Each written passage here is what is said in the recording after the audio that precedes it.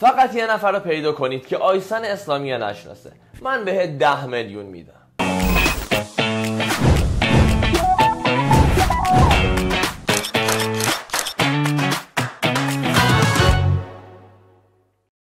آقا سلام علیکم، صبحتون بخیر باشه. من محمدم، اینجا هم استودیو بگو چرا هستش.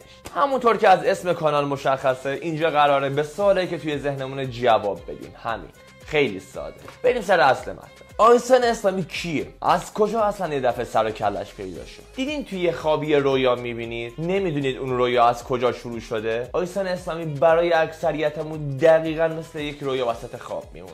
یه شخصی یه دفعه توی اینستاگرام ظهور میکنه، اسمش مثل ویروس توی تمام فضای مجازی پخش میشه و همه یه دفعه میبینند که میشناسنش، دوستش دارن، ولی کسی نمیفهمه از کجا اصلا یه دفعه اومد. آیسان اسلامی متولد دی ماه 1365 از روستای چلندر نوشهر هستش. کودکی بسیار سختی داشته ولی فقیر نبوده. پدر و مادرش توی 5 سالگی از هم دیگه جدا میشن. پدرش درگیر اعتیاد بسیار شدیدی بوده. خودش هم یه دوره‌ای از زندگیش اعتیاد داشته. برای همینه که دائم داره میگه سمت مواد نری. به گفته خودش بسیار زندگی پر فراز و نشیبی داشته، ولی الان بحث ما این نیست. آیسی از کجا یه دفعه سر کلش پیدا شد؟ بیاین یکم برگردیم عقب. یه پیجی توی اینستاگرام بود که فقط از ماشینش، هیکل خوشگلش، نمیدونم دور همیاش، سفراش، دوستاش پست و استوری میذاشت. یه دفعه یه روز تصمیم میگیره که بیا توی استوری صحبت کنه و با مخاطبای خودش بیشتر ارتباط بگیره و همونجا فتیلش روشن میشه.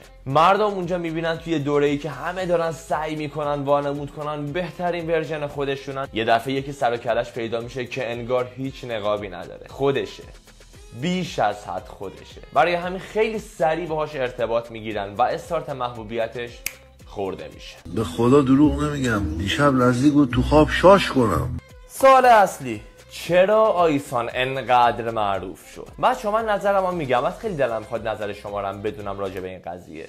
اگه چیزی جا انداختم حتما بنویسین توی کامنت برام. به نظر من آیسان اسلامی معروفیتش به 4 بخش تقسیم میشه. بخش اول، دائم سورپرایزت میکنه. نمیتونی اصلا پیش بینی کنی الان میخواد چی کار بکنه.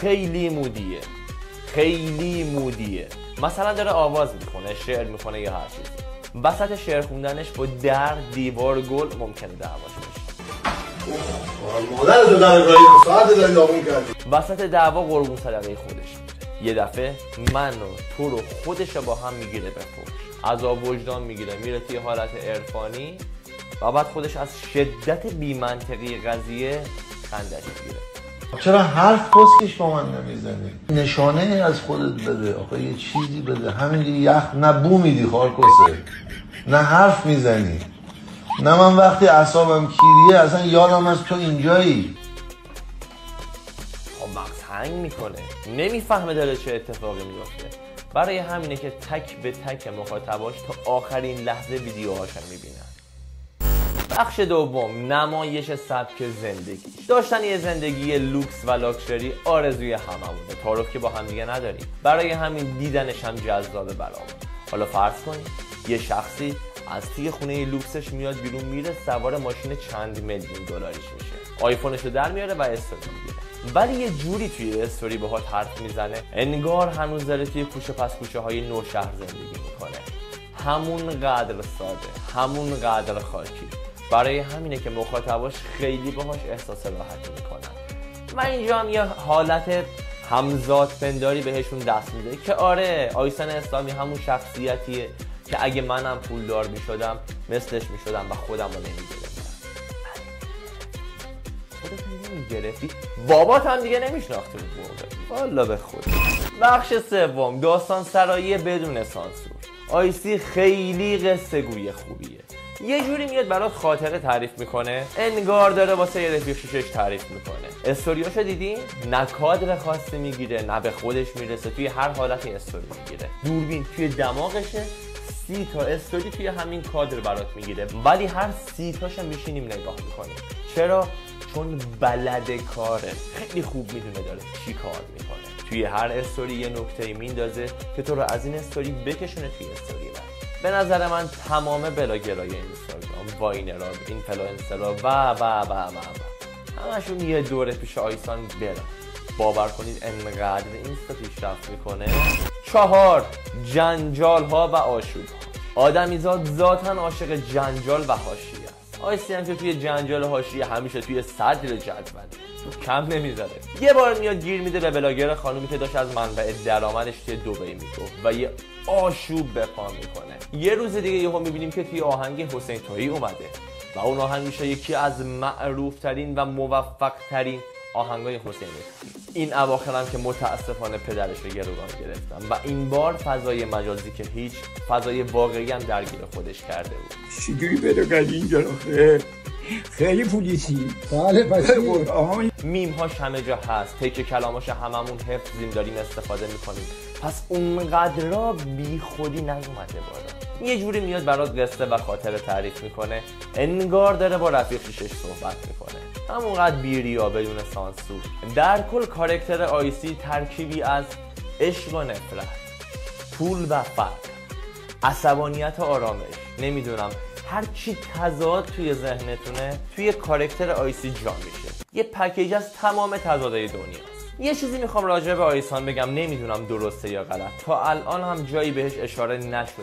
آیسان منو خیلی یاد امیر تتلو میندازه. احساس میکنم آیسان یک ورژن اصلاح شده از امیر تتلوه. نمیگم داره تقلید میکنه، نه اصلا حرف من این نیست، ولی دارم میگم خیلی کاراکترش شبیه امیر تتلوه. مودی بازیاش، فوشاش و هر کاری که داره میکنه. این خواننده است، اون بیزینسمنه، ولی کاراکتر یکیه. یکم اصلاح شده. امیدوارم امیر تتلو هم هر چه زودتر بیاد بیرون و باز صداشو بشنویم. میرسیم سر تئوری دارکی که راجع به آیسان اسلامی وجود. طبق نظریه یک سری از کاربران فضای مجازی، خودتون بارها فکر کنم کامنتاشو زیر پستاش خوندید که آیسان اسلامی ساخته و پرداخته دستای پشت پرده است و داستانهاش، خاطرهاش و هر چیزی که میاد برامون تعریف میکنه ساختگیه و داره طبق یک برنامه ریزی فوق‌العاده مشخص میاد جلو. برای همینه که انقدر سریع محبوب شد، انقدر سریع اومد بالا و انقدر سریع توی ذهن هممون جا بگیره. نمیدونم، من نمیخوام، من نه تاییدش میکنم نه رد میکنم این قضیه رو، چون واقعا یه چیزیه که اطلاعی راجبش ندارم.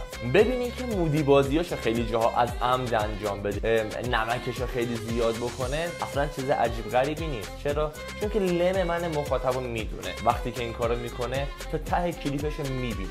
ولی این که دستای پشت پرده نمیدونم، واقعا نمیدونم، برای همین نظری ندارم.